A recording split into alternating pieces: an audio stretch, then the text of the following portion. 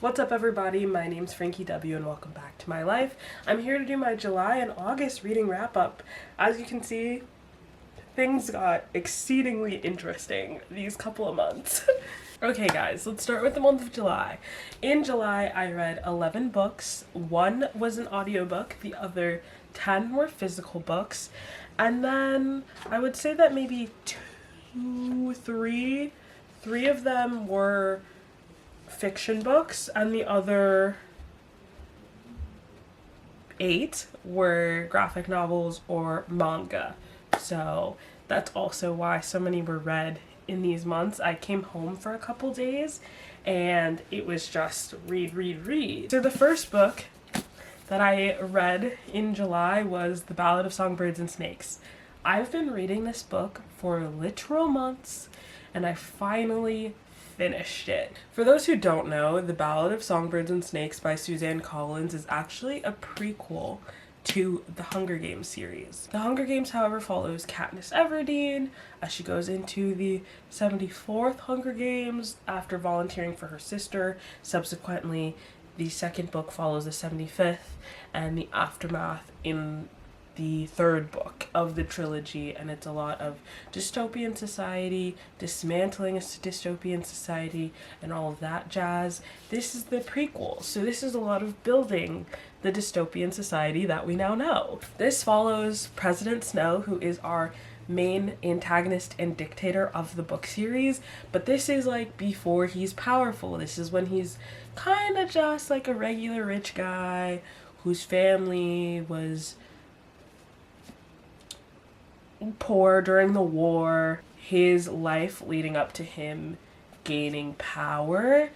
The 10th Hunger Game, I believe, is in this. So we have the 10th Hunger Game, the 74th, the 75th, and after. So this is actually really interesting because a lot of times the movies adaptations leave certain things out, and I would say that the movie adaptation of this was actually subsequently better in ways because Rachel Zegler, love Rachel Zegler, was playing Lucy Gray-Baird, and really the movie gave us like dual point of view between President Snow and, well, Coriolanus Snow and Rachel Zegler, versus the book is all Coriolanus all the time.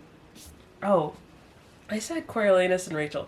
Tom Blythe playing Coriolanus Snow and Rachel Zegler playing Lucy Gray-Baird, so it's like a dual timeline thing in the movie. The book is all in President Snow's perspective, and I would say that like most of the Hunger Games is in third person perspective or Katniss's perspective because it's like in the games with Katniss, but then we also see what's happening outside of the games with like Haymitch at times. So I will say that was a big change. Also, I have already come to hate President Snow. So if this book had come out before I read The Hunger Games, I probably would have liked it more. Like, obviously there's still a lot of symbolism and just like deeper meanings into what the book's intention was. I get that. But I will say it was really hard for me to read this. It was really good. Every time I read it, I couldn't put it down, but I would put it down and not want to read it because I don't like Coriolanus Snow. I think he's whiny and annoying. Just saying. It was deserved, you know? But yeah, this was the first book I finished of July, and it is 517 pages. Next book is Killer. This is book 6 in the Pretty Little Liars series. So again, I kind of mentioned this in my last video where I read a Pretty Little Liars book. Because I'm reading the Pretty Little Liars series as a whole, I can't really go into detail about each individual book, but know that this is book 6 in an overarching series that follows Hannah, Aria, Emily, and Spencer. Their friend Allison has gone missing. People think that they have something to do with her disappearance. Blah, blah, blah. Watch the show. Read the books. Completely up to you. I will make a video about all of the books when I finally get there. The next book I read this month was actually Girl Hunted, which is the third book in the FBI in the Ella Dark FBI thriller suspense series. Words, guys, words. I gave it a 3.75. Ella Dark is very much like, I don't want to call her Spencer Reed because she's not that smart. No offense, Ella. I would say that Ella Dark is a little above average when it comes to smarts, but where she mainly shines is that she has studied and knows about a lot of serial killers and a lot of murders. We find out that really it's because of her own trauma that she's done a lot of research on murderers and murder techniques, and that's why she knows so many of the very well-known prolific serial killers and also the lesser-known ones. And yeah, it's a series. She was a tech analyst that got a shot at being a profiler for one case, and then she's starting to slowly become a profiler, and she got the shot. This quote I can use. Again, so since this is in the middle of the series, I can't really give too much context without giving spoilers, but I can say, all I have to say about the ending is play stupid games, win stupid prizes. That's a pretty good, like, one-word review, I think. Next, Wash Day Diaries. So this graphic novel follows 4 friends, all women of color. I think at least one of them is definitely Latina or Afro-Latina, but 4 black women, or like 3 black women and 1 Afro-Latina, but like 4 black women, and kind of just following it's a slice of life where it's like following their lives and just like them and their situations, but also their hair and how they like find community with each other. It's very cute, very endearing. Like, it made my heart so warm because I love female friendship and like what it represents. I gave it a 5-star, and my review just says, "What a beautiful story. It was so sweet to step into a book about a group of friends who had their own issues coming up, but also shared and helped each other when needed. Cookie's story about her grandmother and Devian's mental health struggles take the book more serious route, but then get balanced out with Nisha's hoe phase antics. It's a beautiful comic and a love letter to black women. I love all of the dedication to hair days, all the dedication to hair days. They show braids, natural hair, and wigs. It's also not shamed or a big deal that Devian doesn't know how to braid her own hair, which I can relate to. And then adding a sentence to say I love Kim and unsure how I didn't mention her before this." So yeah, that's my review of Wash Day Diaries. I absolutely loved this graphic novel, and really because I read this and because it brought me so much joy, it actually inspired me to continue reading Heartstopper. So I'm gonna do the next 4 books in one go. This is Heartstopper 2 through 5, and I read all of these next. And the one thing I will say about this is I was reading Heartstopper on Webtoons like daily. I stopped doing it when Alice Oseman went on a break. So I want to say that's before this one was out or before this one was finished, like 5. But technically I've read 2, 3, and 4 before through Webtoons. But you know, reading them in book form, because I have them in book form to celebrate Alice Oseman, is something that I thought I should definitely do. For those who don't know Heartstopper, it follows Nick and Charlie. Charlie is an openly gay student at their high school. I don't really understand British years, so I'm just gonna call him like a freshman. Sophomore. So he's a sophomore. He was outed freshman year. He is the only openly gay kid at the school, was bullied for it. Nick, the boy that Charlie meets in book 1, at the time is seemingly straight, but he's super nice to Charlie, so Charlie doesn't really understand because everyone just assumes because Nick plays rugby, he's like aggressive and not a kind person and all those types of things. And basically, spoiler alert, this is their love story. I don't know how you can see every cover of Heartstopper and not know that they're in love. So, like, sorry if that's a spoiler to you, but, like, we find out that Nick is bisexual. And again, this follows their relationship. I would say it gets more serious in maybe, well, in this one, this I love too. I think it gets more serious in like in 3, 4, and 5, which I do enjoy because I love how it's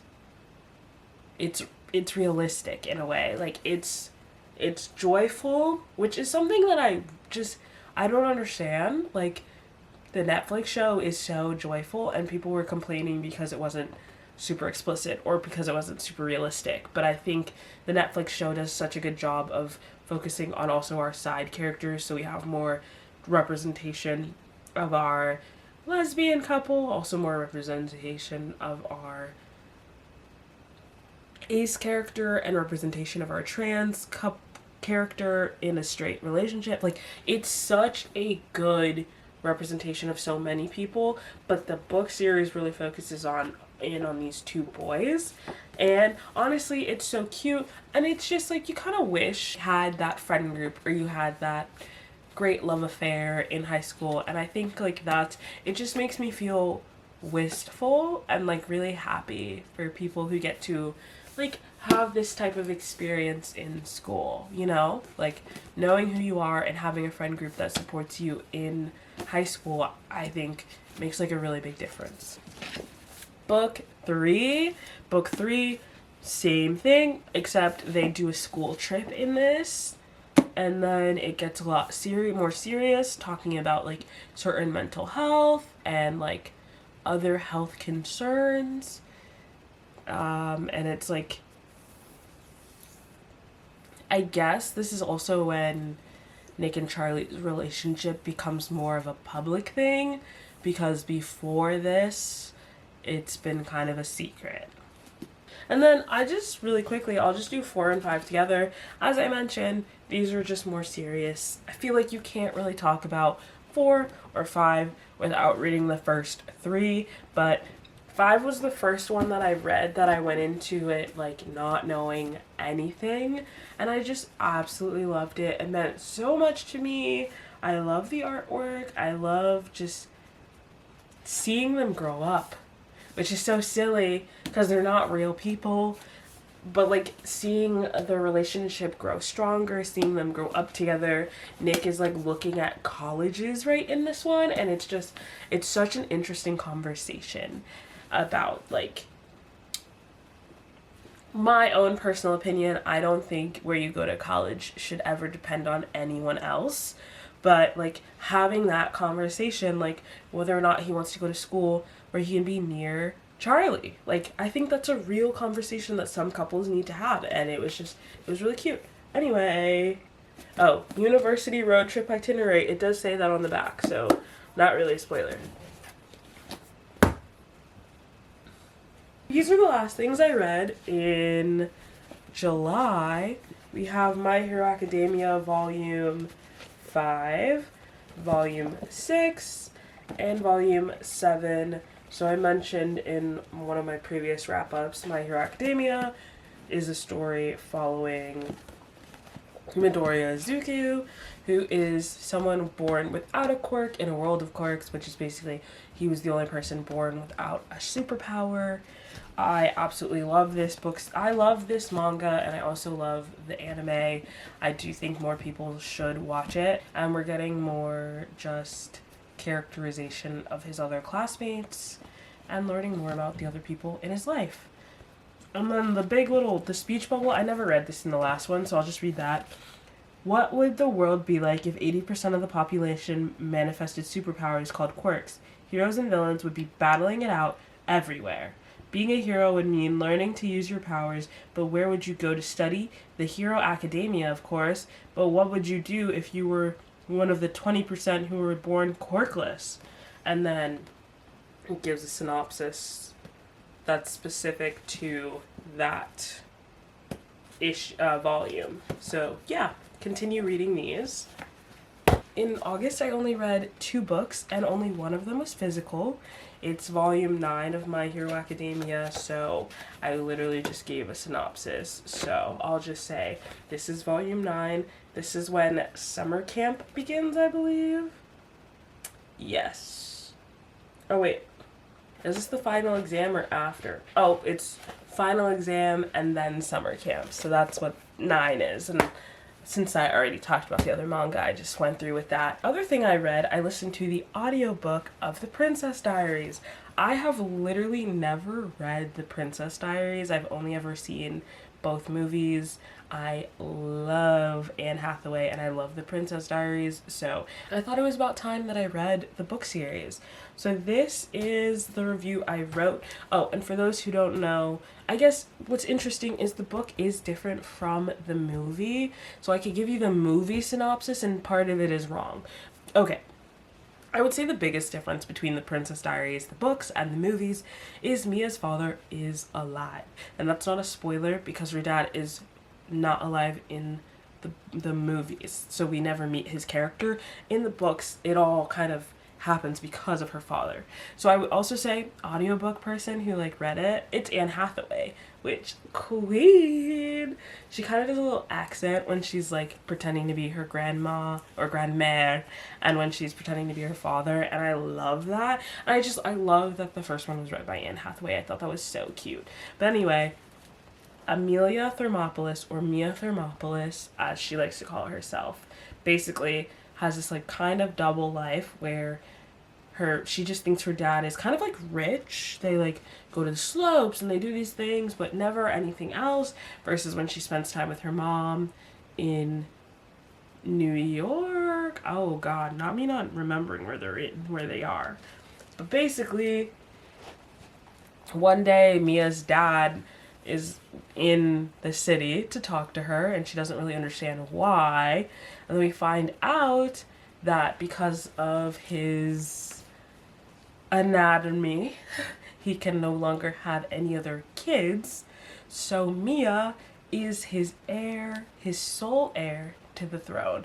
So it's kind of like how he tells her that he's royalty, that she is a princess, and that she has to start doing princess training with her grandmad. It's crazy. Honestly, so insane. But it's such a good book. It's so cute. I actually do want to continue the series. I gave it a 3.75 or 3.5. I said, so cute. I can't believe I hadn't read the story before now. I love that the book is an actual diary entry and that we only get sneak peeks into her life through her perspective. As an adult, it's easy for me to see where Mia's naivete gets in the way of her understanding certain situations, but I also enjoy how youthful she is. I love the movies with all my heart, so it was a bit easier to separate the character from what I know. I can't imagine Julie Andrews mean and smoking cigarettes. Also, her dad is very much alive. Anyway, this was a very cute story. I did think